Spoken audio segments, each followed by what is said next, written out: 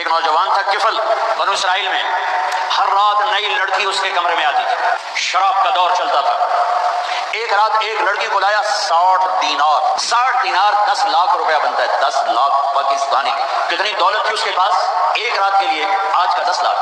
جب وہ کمرے میں تنہا ہوا، لڑکی کو دیکھا تو وہ رو رہی تھی۔ کفل نے کہا میں نے زبردستی تو نہیں کی، تم تو ڈیل کے ساتھ آئی ہو۔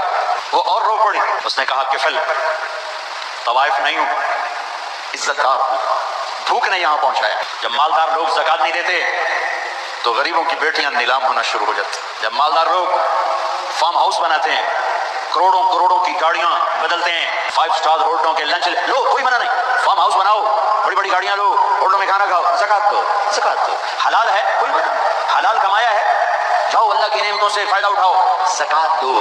جب زکوٰۃ نہیں دی جاتی پھر یوں بیٹیاں نیلام ہوتی ہیں، نیلام ہوتی ہیں، نیلام ہوتی ہیں۔